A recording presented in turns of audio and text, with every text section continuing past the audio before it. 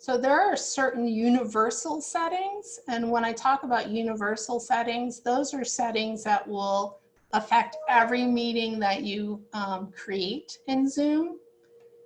So in the universal settings, remember that's duke.zoom.us, it's the web interface, and you can see here there's a couple different kind of configurations that you can make. You can toggle chat on and off entirely.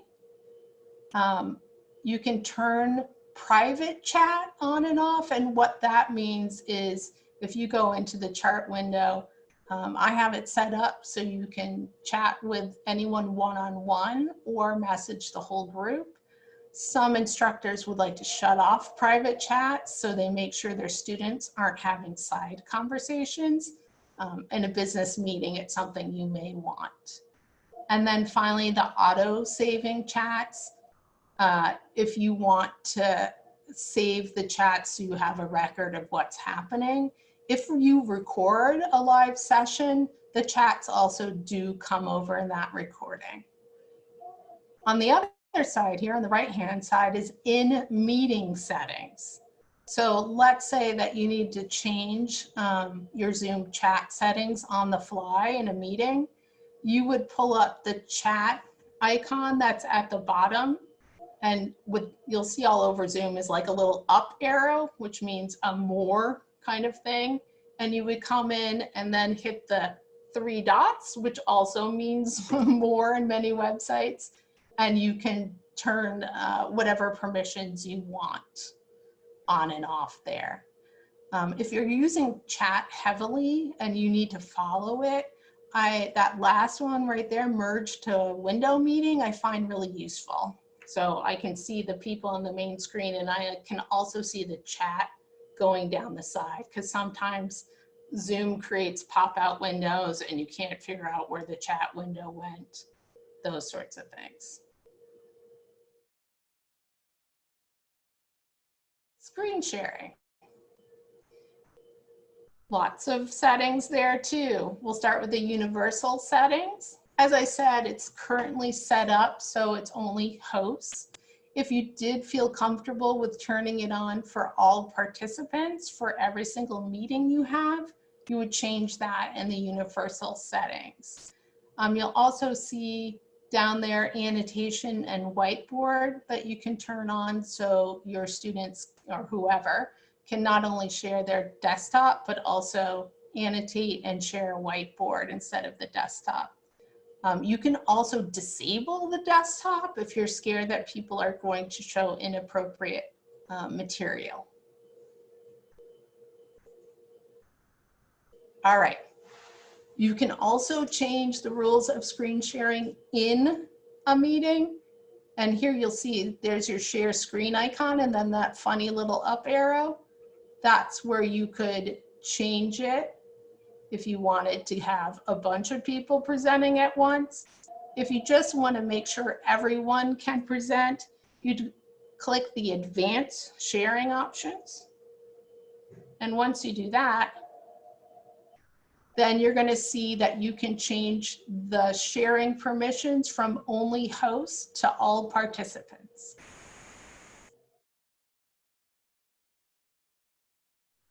All right. Breakout rooms. Breakout rooms allow us to get into smaller groups and discuss. Again, this is another universal setting that needs to be turned on. Actually, I think maybe by default, it's now on in all of the new Zoom accounts. Things change all the time. You need to figure out how to open your rooms and move participants. From the bottom pane, when you're a host of a meeting, you're going to see something that says breakout rooms, and it'll open up the options to how many rooms you want. If you want it to automatically send participants to different places, or if you want to assign where the students go. A couple of the things that get tricky that people don't realize is you can't screen share to all rooms. So if you wanted to share that PowerPoint presentation and have your students talk about it, you're going to need to figure out a different way for them to get to it, either by allowing uploading of files to your chat. Oh, that's a chat setting I forgot about. Or sending them the URL to a Google Doc. They'll have to bring up that screen sharing on their own. I don't like that either, but it is what it is. You can also, a nice little tip here, you can have the breakout rooms close automatically. This is great for teaching if you're bouncing between breakout rooms to see what they're saying and you lose track of time. You could tell everyone ahead of time, the breakout rooms are going to close in 10 minutes and we're going to discuss this. The other thing I wanted to point out, if you see on this bottom square here where it says recreate, if you are having teaching and you're sending students back and forth between breakout rooms and the main room discussion, this is an easy way to send them back into their breakout room automatically without having to close all rooms, start all over again.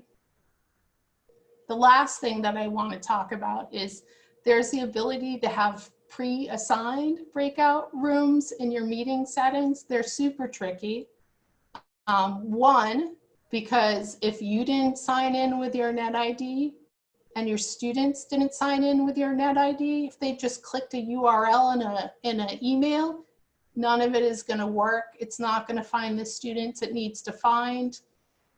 We can walk you through the whole process, or OIT can, to make sure that it all works if you feel really strongly that you can't assign groups randomly.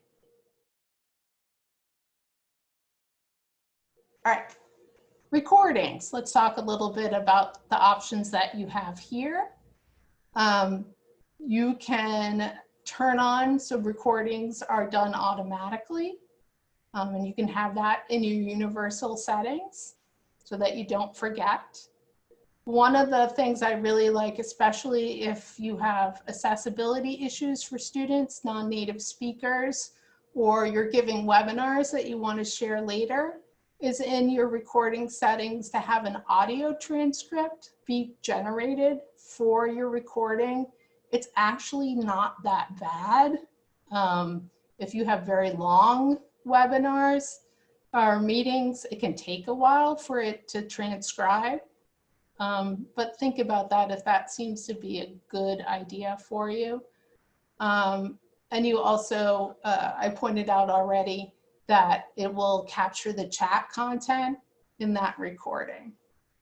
A couple of things that I want to point out is once you have a recording, you have the ability to share by URL, or you can just let students see it in Sakai if it was a Sakai class. So you don't have to reshare with them. They would just click that last tab that says cloud recordings. Or if you want to make sure only Duke people see the recording, you can have the NetID enabled sharing. And that's under this share this cloud recording, only authenticated users can view. And you'll see there's a bunch of other things here.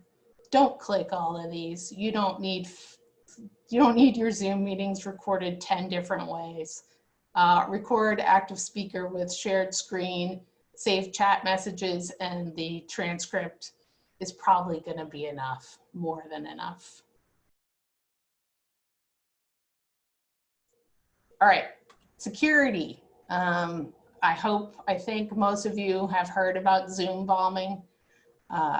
Sadly, I don't know where that kid was. Some high schooler who was very bored decided that they were going to form groups of other high schoolers who were going to invade people's Zoom session and be jerks. And there was a whole like underground share your teacher's Zoom meeting and the password, and yeah, can't have nice things.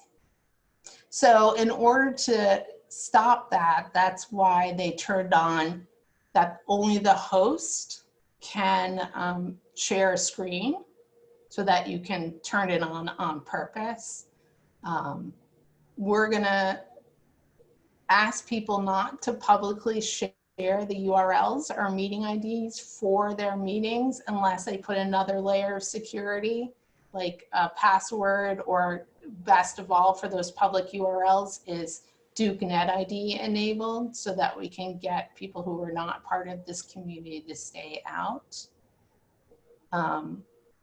A couple other new security measures that are in place is that all guest participants are identified. You can see in the screenshot here, there's Molly and Allie. Allie shows up as orange, which means she's a guest to the system. So that would give you a quick overview of someone who may not belong in your Zoom meeting. The unfortunate thing is if a student didn't log in and just clicked on a URL and an email, it's not going to know that they're from Duke. It's just an anonymous login. So it may be an actual Duke member or one of your students. So it's not going to be foolproof to let you know that person will be there.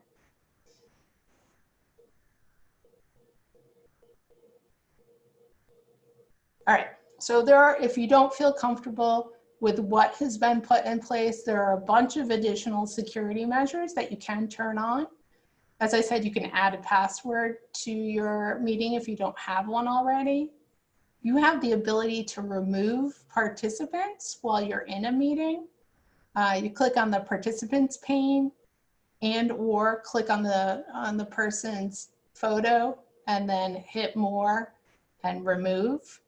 You can lock a room. So if your students are all there, you can lock a room so no one else can get in. If you have any late students, they're going to be sad. So it's maybe not the greatest thing for class. And the next one is you can enable a waiting room. And I think I touched on that for office hours. That means that you have the ability to let people in or not let them in at all. It's not that great for class. As I said, if students are running late, it's going to disrupt what you're doing. But for office hours, it's great for privacy. So one student's conversation is not interrupted by another student. We already hit on restricting chats, turning that off entirely if there's someone there who shouldn't be there. And finally, you can mute all the participants or that participant until you can remove them from the meeting.